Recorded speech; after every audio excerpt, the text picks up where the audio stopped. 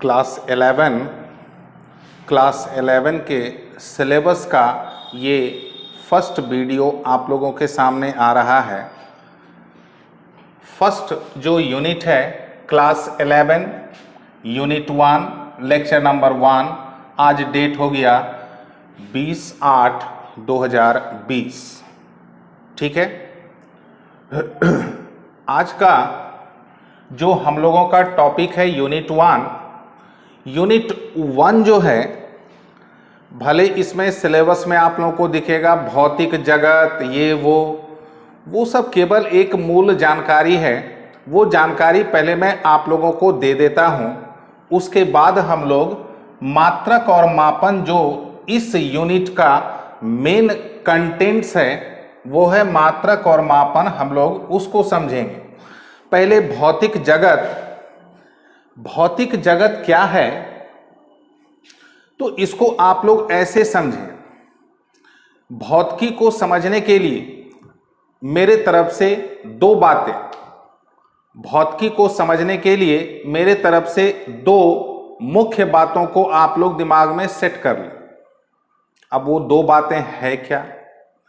पहली बात, भौतिकी यानी फिजिक्स से डरना नहीं है, क्योंकि याद है मैंने इंट्रोडक्शन में क्या बताया था, आप किसी भी सब्जेक्ट से जितना डरेंगे वो आपको उतना डराएगा। ठीक है। तो दो बातों में पहली बात, आप लोग भौतिकी यानी फिजिक्स से डरे नहीं।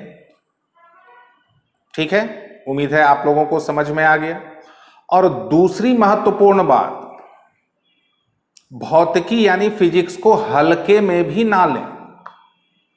पहली बात, भौतिकी से फिजिक्स से डरे नहीं, और दूसरी बात, भौतिकी यानी फिजिक्स को हल्के में भी ना लें। ठीक है। साइंस जो है, विज्ञान, साइंस, एक्चुअली साइंस को जो है ना हम लोग मुख्य रूप से दो भागों में बांट दिए हैं। साइंस यानी विज्ञान जो है, विज्ञान संस्कृत का शब्द है विह ज्ञान, विह मतलब होता है विस्तृत, ज्ञान मतलब जानकारी। तो किसी भी घटनाओं की विस्तृत जानकारी, डिटेल्ड जो कंसेप्ट होता है वही कहलाता है साइंस यानी विज्ञान। तो विज्ञान यानी साइंस को दो कैटेगरी में डिवाइड किया गया है। एक है बायोलॉजिकल साइंस, आप लोगों को अच्छी तरह से पता होगा। बायोलॉजिकल साइंस में हम लोग लिविंग थिंग्स के बारे में स्टडी करते हैं, यानी सजीव जगत की जानकारी लेते, जीव जंतु वगैरह वगैरह। ठीक है, पेड़ पौधे वनस्पति जो भी हैं। दूसरा जो है उसको हम लोग कहते हैं फिजिकल साइंस।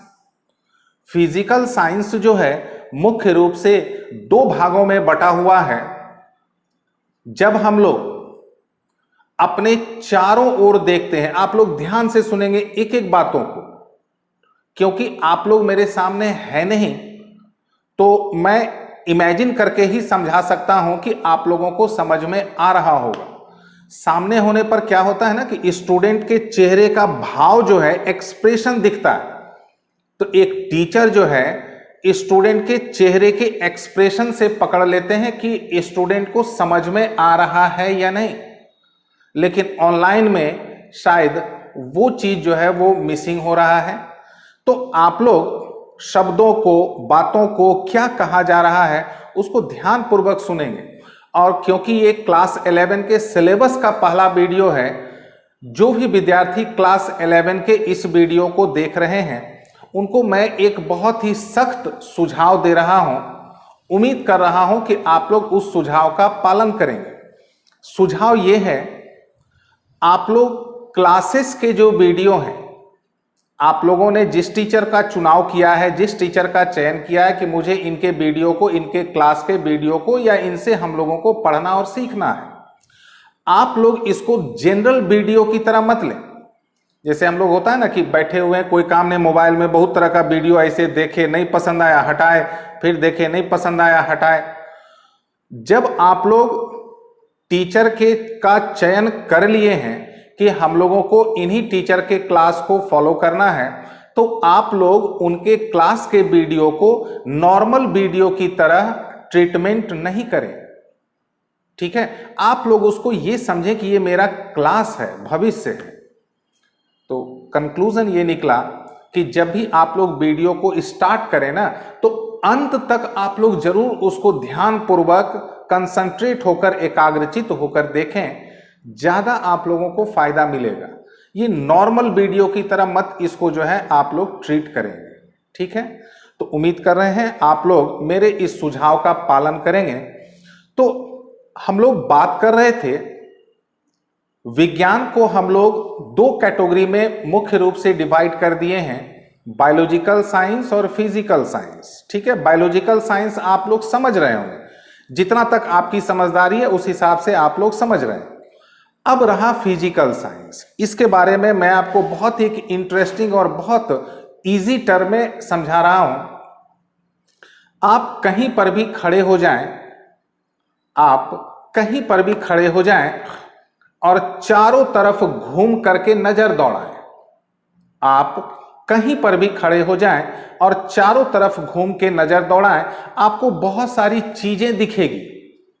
अगर आप घर के अंदर हैं, खिड़की, दरवाजे, पर्दे, टेबल, कुर्सी, ये सभी दिखेंगे।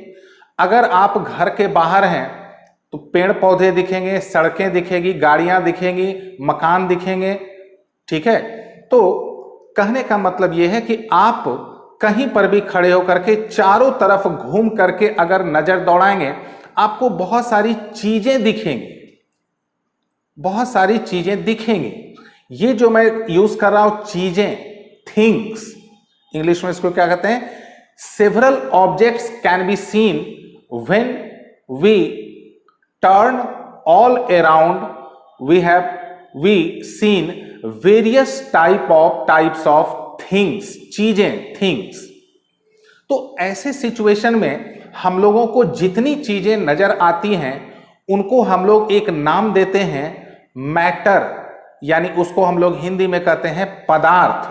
कुछ बातें मैंने पहले से लिख रखा है समय का बचाव करने के लिए, ठीक है, क्योंकि वीडियो की लंबाई ज्यादा रखने पर थोड़ी दिक्कत हो जाती है, आप लोगों को अभी डाटा प्रॉब्लम होता है। तो अभी जो लिखी हुई बातें हैं उस पर आप लोग एक जरा ध्यान नहीं दें। तो मैंने अभी क्या बताया, हम लोग जब चारों तरफ देखते हैं, जितनी भी चीजें नजर आती हैं उसको हम लोग कहते हैं मैटर, यानी पदार्थ। ये देखिए,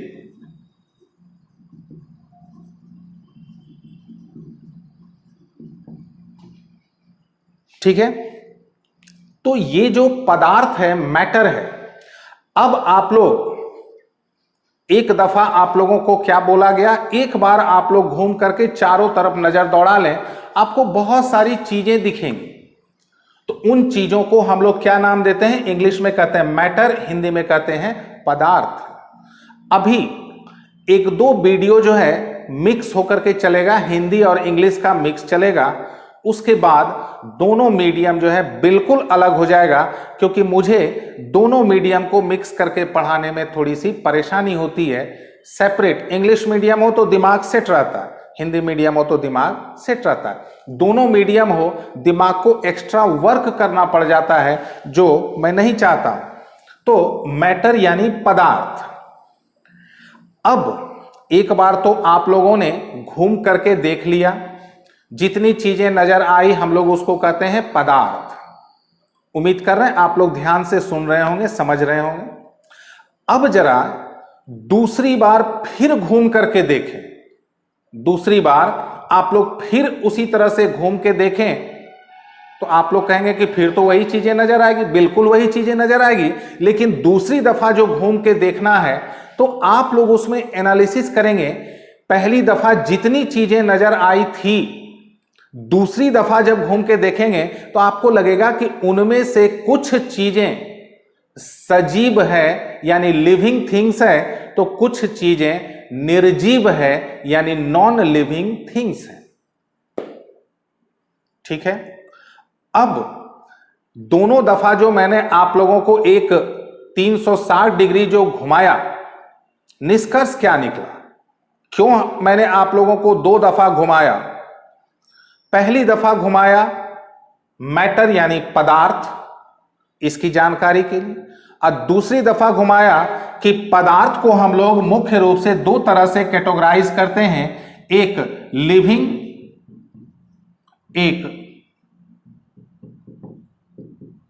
यानी सजीव और निर्जीव। ये जो पोर्शन है सजीव, ये हो गया बायोलॉजिकल साइंस, लेकिन आप लोग इससे तुरंत कंक्लूजन नहीं निकालेंगे कि ये हो गया फिजिकल साइंस। नहीं, फिजिकल साइंस का रिलेशन पूरे के पूरे मैटर से, physical science living non living को बाइफर्केट नहीं करती है। फिजिकल साइंस सीधा मैटर से रिलेटेड है। अब हम लोग इसको छोड़ देते हैं मैटर। अब आप लोग ध्यान देंगे, कोई भी मैटर है, कोई भी पदार्थ, अब आप लोगों को मैं एक बार और घुमाऊंगा, बस 3 ही बार घुमाऊंगा, 3 बार से ज्यादा घुमाने पर कहीं आप लोगों को चक्कर नहीं आ जाए। एक दफा और मैं आप लोगों को फिर पूरा 360 डिग्री घुमाऊंगा।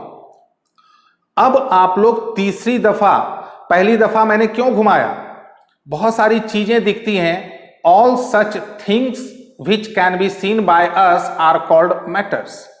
जितनी चीजें हम लोगों को दिखी सभी को कहते हैं पदार्थ। दूसरी दफा मैंने क्यों घुमाया, बाइफर्केट करने के लिए।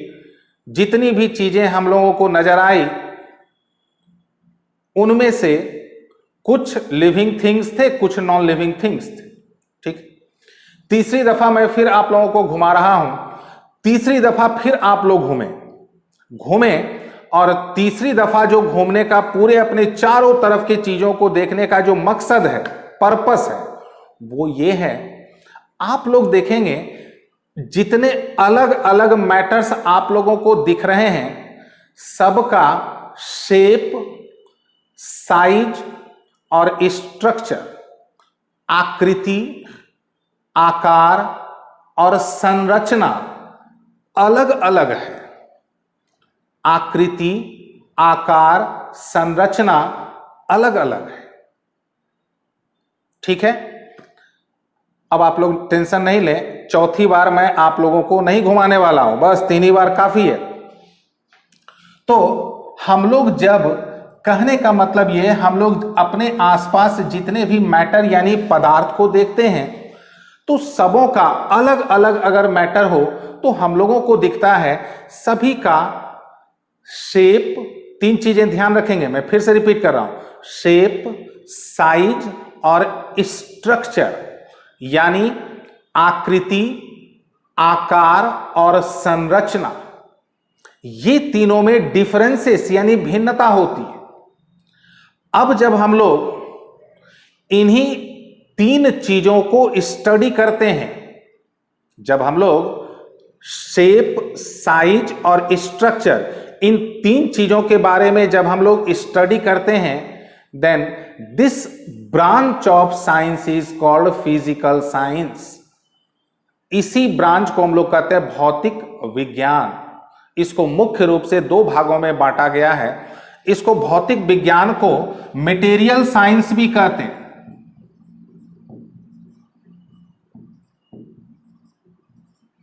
जब हम लोग स्ट्रक्चर को स्टडी करते हैं, संरचना पर जब हम लोग संरचना से संबंधित जानकारी लेते हैं, यह होता है केमिस्ट्री।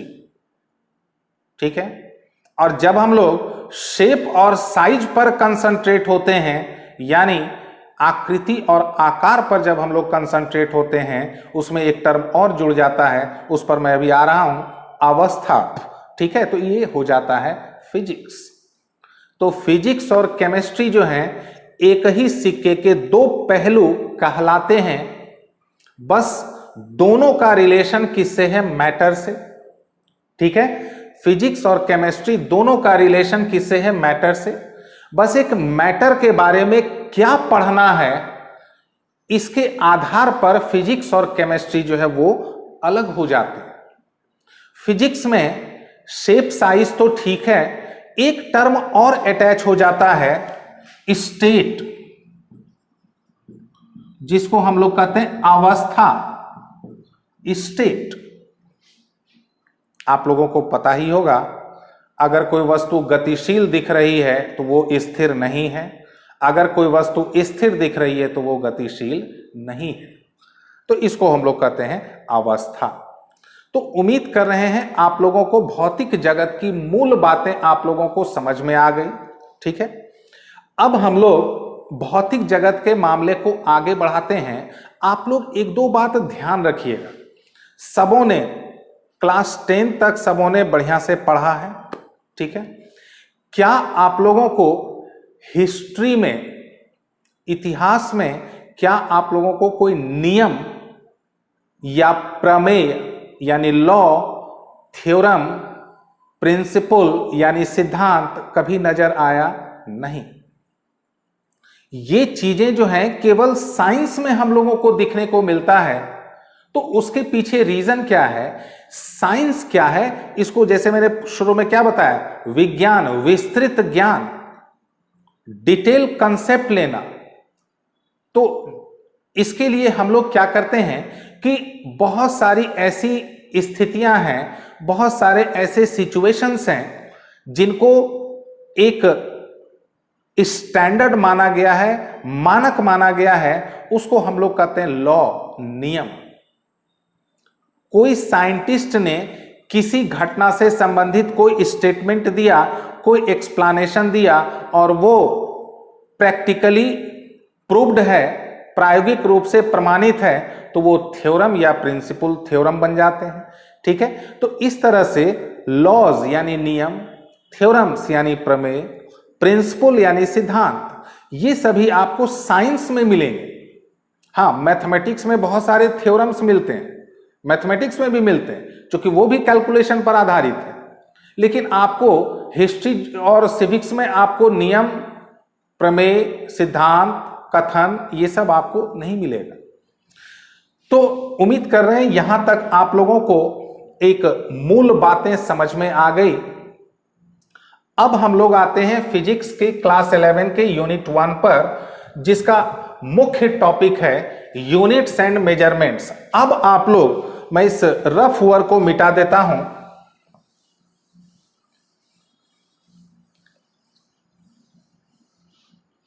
अब आप लोग आते हैं, अब आप लोग इस तरफ आए। हेडिंग क्या है, यूनिट्स एंड मेजरमेंट्स, मेजरमेंट, मात्रक एवं मापन। आप लोगों को एक बात बता दूं, फिजिक्स यानी भौतिकी की शुरुआत इसी पद से होती है। आप लोगों को नाम दिख रहा होगा, भौतिक राशियां, इंग्लिश में कहते हैं फिजिकल क्वांटिटीज। इसी से फिजिक्स की शुरुआत होती है।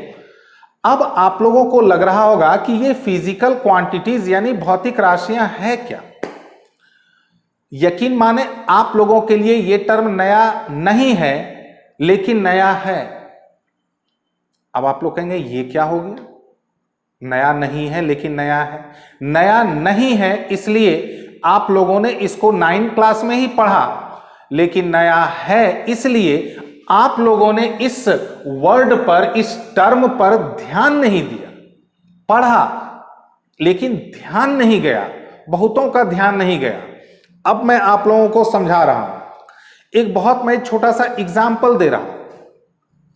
जैसे हम लोग साइकिल चलाते हैं, ठीक है, साइकिल चला रहे हैं, कहीं पहुंचना है। सबसे पहले तो साइकिल जब हम लोग चलाते हैं तो हम लोग कहते हैं, अगर जनरल तरीके से किसी से पूछ लें, अच्छा बताओ साइकिल को कैसे चलाना शुरू करेंगे, तो कोई भी आदमी कहेगा पैडल मारो, कहता है ना, पैडल मारो तो साइकिल चलने लगेगा। ये पैडल को मारे तो कैसे मारे, तो ये एक कहने की बातें हैं, पैडल मारो, पैडल को मार के देखो तो कभी चलेगा साइकिल। ये एक कहने का टर्म है, पैडल मारो। लेकिन अब जरा हम लोग इसके पीछे आते हैं। पैडल मारो का मतलब क्या हुआ? पैडल मारो का मतलब हुआ पैडल पर बल लगाओ, फोर्स लगाओ। आप लोग समझ रहे हैं, ठीक है। हम लोग बोलचाल की भाषा में कह देते हैं पैडल मारो, लेकिन क्या पैडल मारो, अब जरा आप लोग इसको दूसरे सेंस में ले, पैडल को एक तो डंटा लो, उसको मारो, तो क्या साइकिल हम लोग का चलने लगेगा? नहीं, ये कहने की बात है। असल बात क्या है, पैडल पर बल लगाओ यानी फोर्स अप्लाई करो। तो ये जो पैडल पर बल लगाओ, ये तो नॉर्मल भाषा में शामिल नहीं था। नॉर्मल भाषा क्या थी? पैडल मारो। लेकिन जब हम लोग इसको पूरी तरीके से एक्सप्लेन करते हैं, मैंने पहले ही कहा था science is a explained study, तो जब हम लोग इसको एक्सप्लेन करते हैं तब हम लोग कहते हैं पैडल पर बल लगाओ। ठीक है, तो ये जो बल यानी फोर्स आया, इसी को हम लोग कहते हैं भौतिक राशियां। अब मैं एक दूसरा एग्जाम्पल देता हूं। आप सब्जी खरीदने जाइए और सब्जी वाले को कहिए आलू दे दो।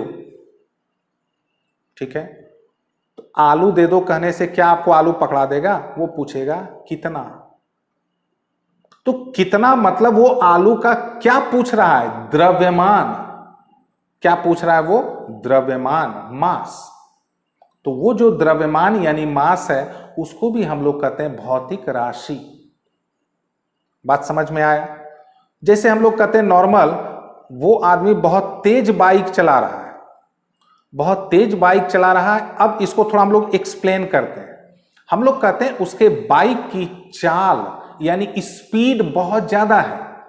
तो यहां फिर क्या आया? चाल यानी स्पीड। तो ये सब जो खास खास टर्म होते हैं, इन्हीं टर्म की मदद से हम लोग फिजिक्स को आगे बढ़ाते हैं, फिजिक्स को पढ़ते हैं, फिजिक्स को पढ़ाते हैं। अब आप लोग सोचेंगे ठीक है, ये टर्म हम नहीं यूज करेंगे, कोई दिक्कत नहीं, आप लोग पैडल मारो करके पूरा जीवन बिता सकते हैं, कहीं कोई दिक्कत नहीं हो। बात समझ में आया? आप लोगों को कहीं कोई दिक्कत नहीं होगी, तेज चलाओ, कोई दिक्कत नहीं हो। लेकिन मैं बार बार क्या कर रहा हूं, जब हम लोग घटनाओं को, हम लोग परिस्थितियों को जब डिटेल एक्सप्लेन करते हैं, तब कुछ ऐसे खास खास शब्द जो हैं वो जरूरत होते हैं। ऐसे ही खास शब्दों को कहा जाता है भौतिक राशियां, फिजिकल क्वांटिटीज। तो उम्मीद करता हूं आप लोगों को फिजिकल क्वांटिटी समझ में आ गया होगा।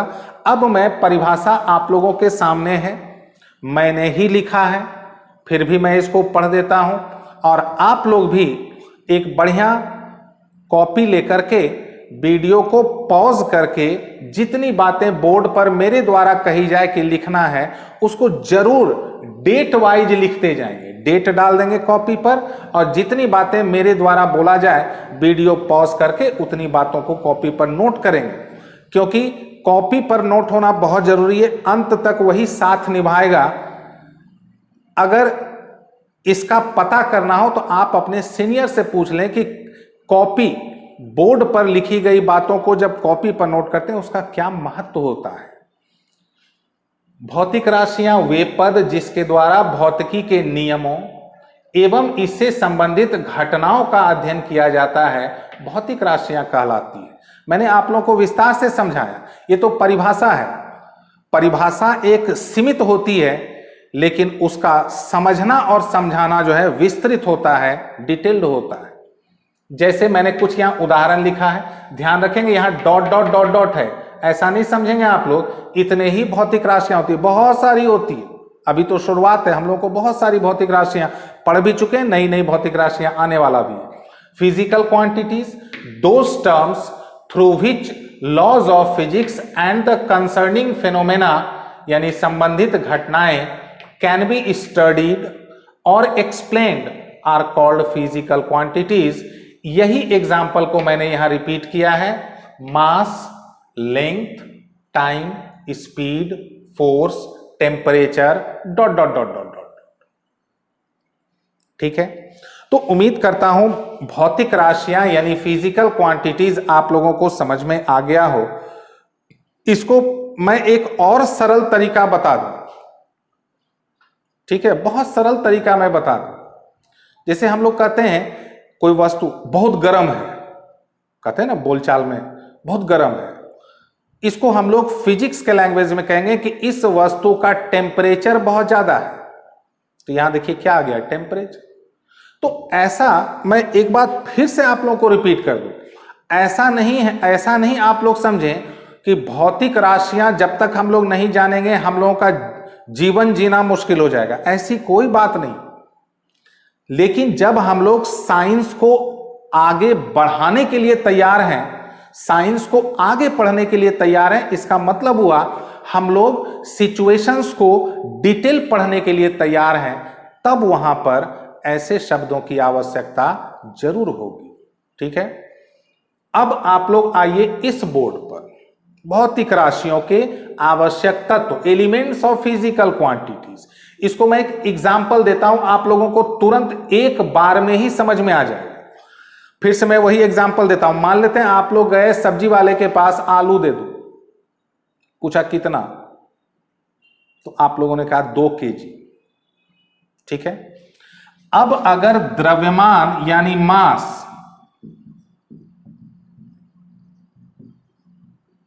तो ये हो गया मास, ये हो गया फिजिकल क्वांटिटी। ठीक है, अब आप लोग 2 केजी को यहां पार्ट कर दें। ये जो है ये कहलाता है मापन यानी मेजरमेंट, संख्यात्मक मान। इसको हम लोग परिमाण भी कहते हैं।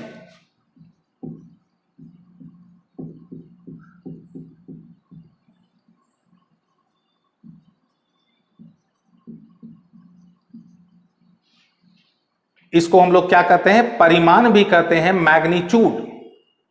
ठीक है, और ये जो किलोग्राम है इसको हम लोग कहते हैं मात्रक, यूनिट यानी मापन की निर्धारित इकाई। हम लोग इसको डिटेल पढ़ेंगे, आप लोग घबराएं नहीं। मापन की निर्धारित इकाई, प्रॉपर स्केल ऑफ मेजरमेंट। तो भौतिक राशियों के 2 आवश्यक तत्व माने जाते हैं। एक हो गया ये परिमाण, मापन का परिमाण, मैग्नीट्यूड ऑफ मेजरमेंट, ये हो गया मात्रक। अब मैं एक एग्जांपल देता हूं, आप लोगों को समझ में आ जाएगा कि ये दोनों क्यों आवश्यक तत्व हैं।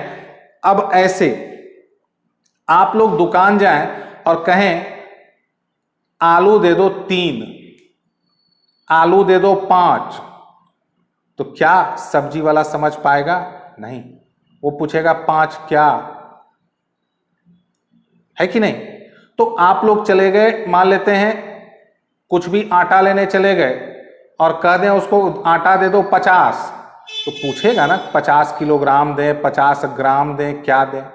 तो कहने का मतलब खाली ये बोल देने से मेजरमेंट कंप्लीट नहीं होता है, या खाली ये बोल देने से मेजरमेंट कंप्लीट नहीं होता है। जब तक दोनों एक साथ नहीं होगा, भौतिक राशियों का अर्थ जो है नहीं निकलता। तो भौतिक राशियों के आवश्यक तत्व, एलिमेंट्स ऑफ फिजिकल क्वांटिटीज, मापन यानी परिमाण, मैग्नीट्यूड, ठीक है, जो कि संख्यात्मक मान, न्यूमेरिकल वैल्यू, इधर जब भी आएगा तो संख्या में आएगा, और दूसरा मात्रक। हम लोगों को इस दोनों में, ये तो संख्यात्मक मान है, इसमें हम लोगों को पढ़ने की गुंजाइश कुछ ज्यादा है नहीं, लेकिन ये जो पोर्शन है इसी को हम लोगों को पूरा विस्तार से छानबीन करना है। ठीक है, तो आप लोग आज यहां तक उम्मीद कर रहे हैं आप लोगों को समझ में आ गया होगा। अभी क्योंकि शुरुआत है तो वीडियो की लंबाई मेरे द्वारा ज्यादा नहीं रखी जाएगी, ताकि आप लोग भी धीरे धीरे मानसिक तौर पर मेरे क्लास को धीरे धीरे दिमाग में सेट होते जाएं। क्योंकि बहुत विद्यार्थी ऐसे भी हैं जो मेरे इस वीडियो को देख रहे हैं लेकिन मुझसे मिले तक नहीं। ठीक है, तो ऐसे विद्यार्थी को 2-4 क्लास लग जाते हैं टीचर से कनेक्ट होने में। साइकोलॉजिकल कनेक्टिविटी जब तक नहीं बनती है, आप लोगों को, विद्यार्थियों को, स्टूडेंट्स को मजा नहीं आता। ठीक है, तो आज का वीडियो मैं यहीं पर समाप्त कर रहा हूं। उम्मीद कर रहे हैं कि आज जितनी भी बातें बताई गई आप लोगों को अच्छी तरह से समझ में आ गया हो। ठीक है, तो उम्मीद कर रहे हैं सभी लोग अपने अपने घरों में स्वस्थ होंगे, सकुशल होंगे। ठीक है, धन्यवाद।